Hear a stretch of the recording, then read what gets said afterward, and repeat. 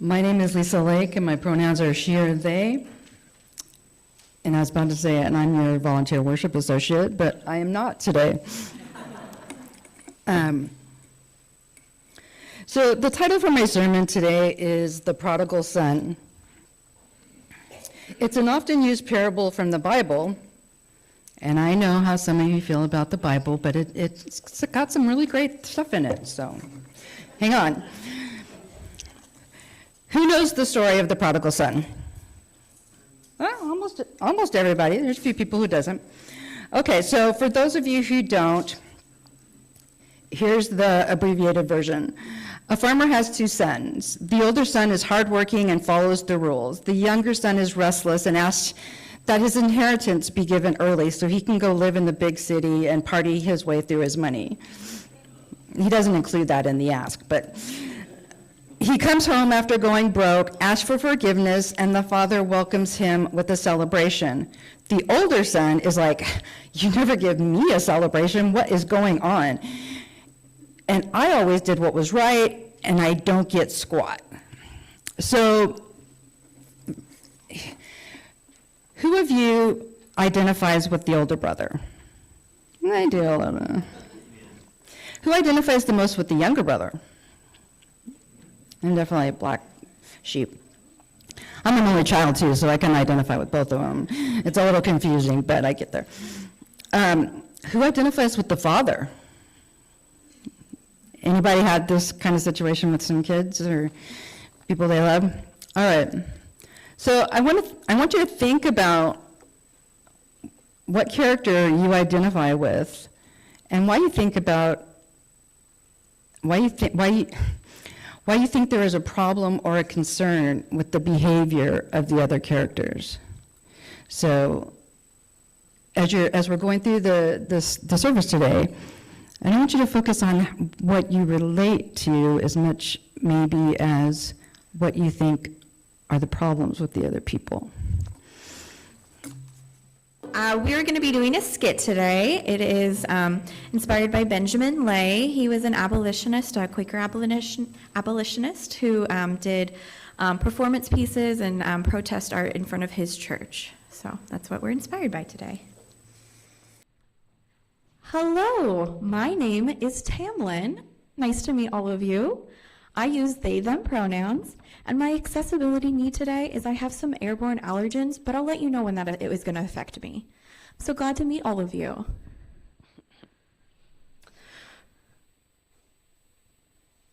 So glad to have you here. We are such a welcoming congregation.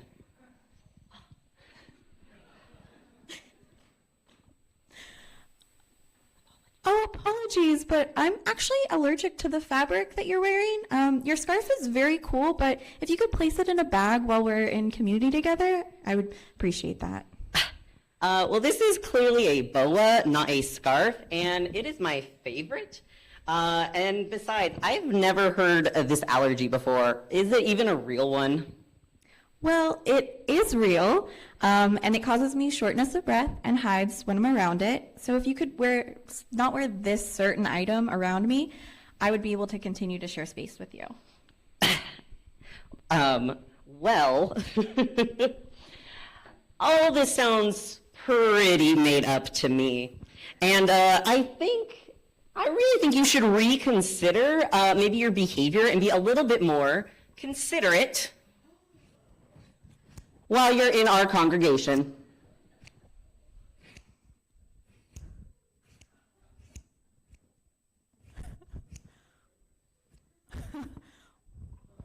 Whoa.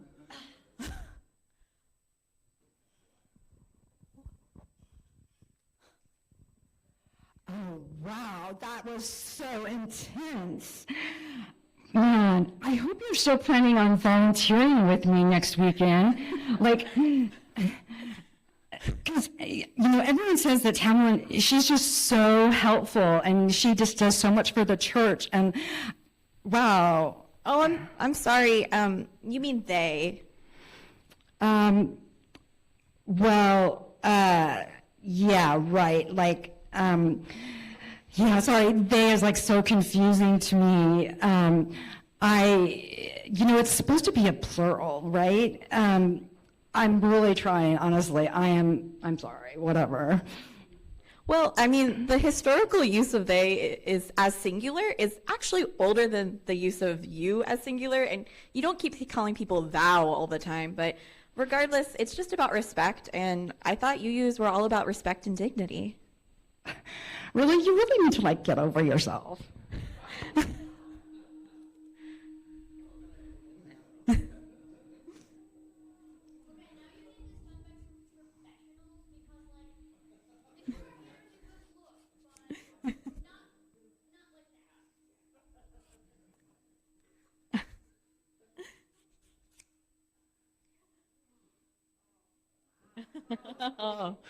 Whoa.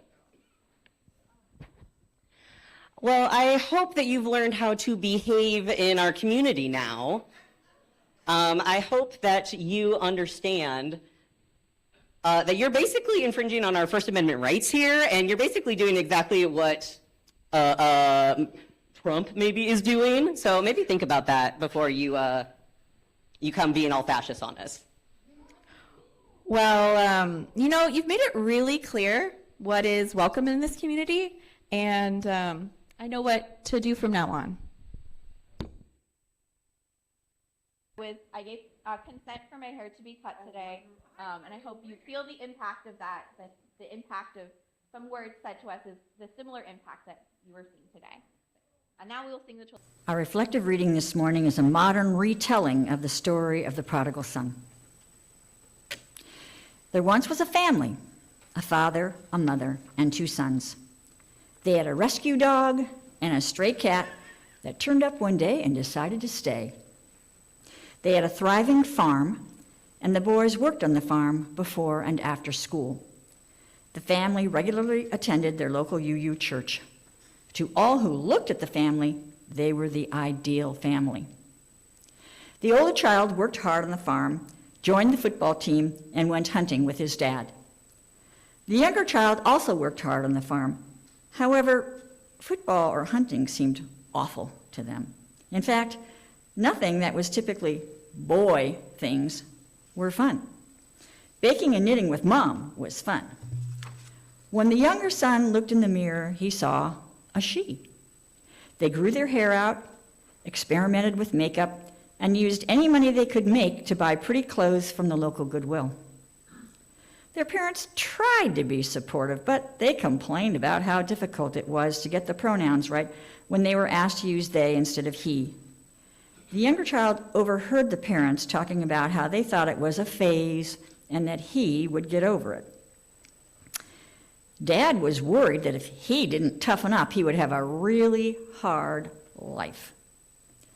They overheard their mom talking to a friend about how she was unsure if trans women belonged in her women's group. The older brother complained about a girl in school who wants to be a boy and join the football team.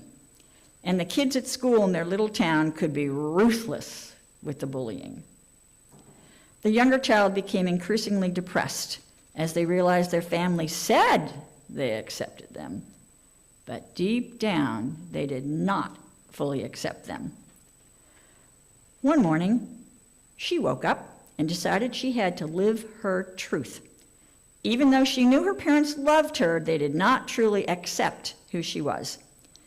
She had been saving her money and slowly collecting the things she needed to live as her true self. When she left for school that morning, she went to the train station instead. She took Max into Portland. Here's the part the original parable doesn't speak to. The parents were distraught when they found her note in her room that night when she did not return from school. Why would the younger child leave? Hadn't they tried to call them by the pronouns they wanted? They even became willing to use the names the younger child kept changing to fit their changing gender identity. Maybe they didn't do enough to protect them from the bullying at school? But they knew he would have a hard life, and they wanted to make sure he toughened up. They spent time blaming the school, the other kids, even the church and media for encouraging the younger son to believe that they could just become a girl just because they wanted to. It couldn't possibly be because of them. They were the most liberal, welcoming people they knew. They were not transphobic or anything like that. The younger child was just difficult. They never understood how hard it was for the parents. They tried to be accepting, but they still didn't really understand. The parents did believe in the worth and dignity of all people. They truly loved their child. They vowed that if the child returned, they would welcome their daughter with open arms and celebrate all of her. After hearing the modern version of the parable, did anyone change who they identified with more? Have you ever seen this acted out in your own life? Do you know someone, or have you ever felt unloved, uncared for, because of the way other people think about an integral part of your identity? Have you ever entered a home and felt that the people inside, your family, tolerated you rather than accepted you? All of you. The story identifies hidden reasons that the young person did not feel truly welcome in their own home. The people in their lives who were supposed to love, protect, and accept them didn't. And as Emmy showed us, how each small act of rejection took away a piece of who she was, leaving her alone, no longer herself. Our story shows that the child felt the same as they heard the parents and others questioning the rights of trans folks to exist authentically. They knew their identity was being questioned too. Can you imagine the pain of having someone you love and trust saying they truly support you to your face and then questioning who you are behind your back?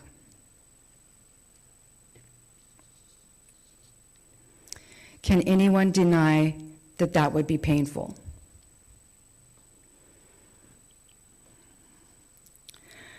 I can imagine the prodigal child's life. Growing up in a liberal, religious, loving home, the parents seemed to welcome and respect everyone.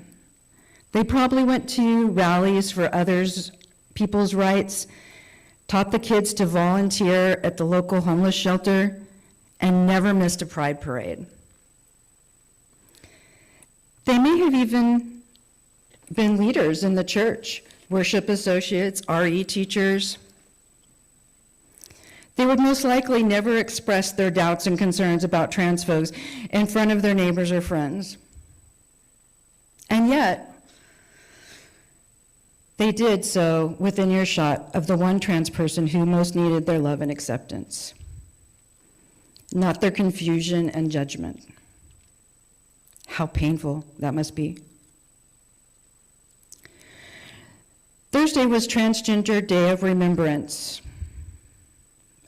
This year alone, since the last Transgender Day of Remembrance on 2024, we added over 366 names to that list of trans folks who were killed in violence. That does not even include those who were killed by suicide. And I say killed on purpose.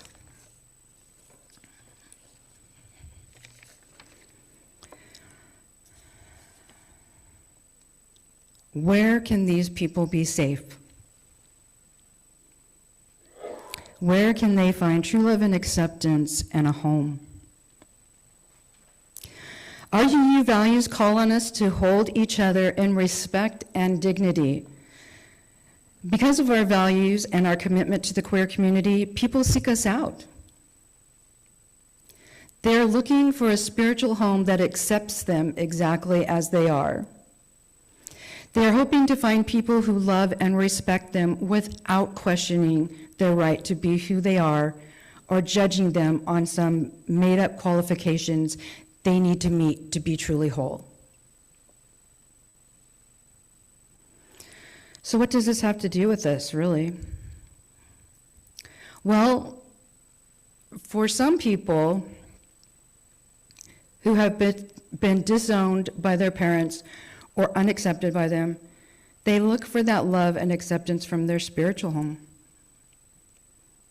There are those who I see nodding right now in our sanctuary today, and I see their recognition of that pain in their eyes.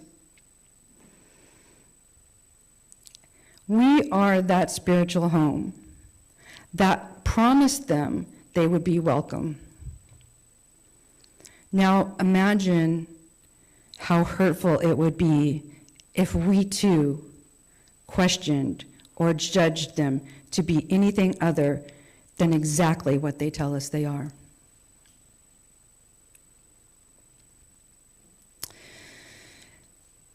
If we were to question a woman who is trans's right to attend our women's group,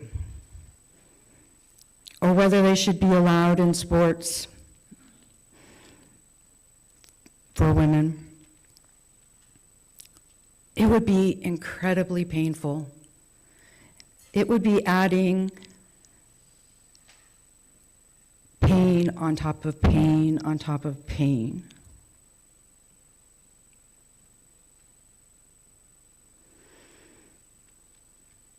And it would go against our promise, our covenant to each other.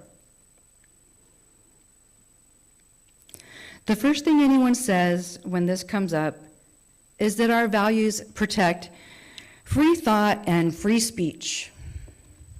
I have the right to think whatever I want and say whatever I want.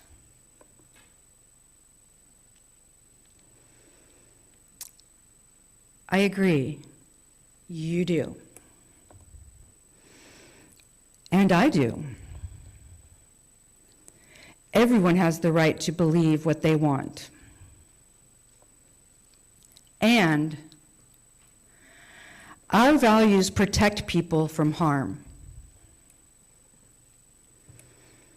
as does our covenant, which we agree to when we join the church and are held to, whether members or not, when on church property.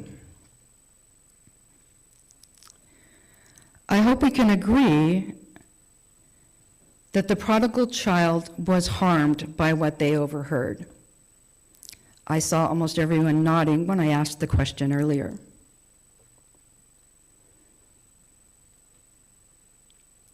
So our own beloved church members would also be harmed by overhearing such things.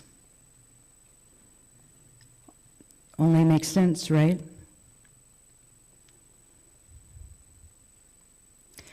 No one can change your mind. No one can tell you what to believe. I'm not here to do that.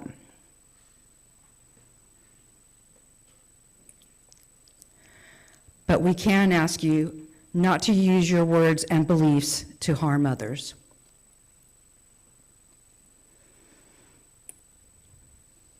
We are an intentional, loving, and radically welcoming community. We try to live by Maya Angelou's quote, "When we know better, we do better."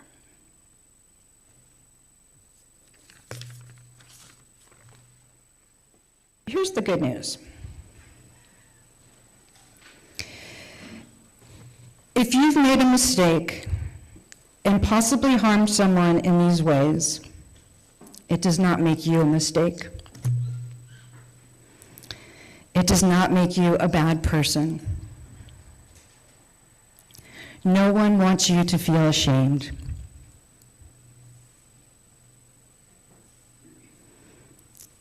It may make you a prodigal child, though. And we all know what happened to the prodigal child in the original story. They were welcomed home and celebrated. Your intent to do better will be celebrated. You are loved, respected, and welcome here, all of you.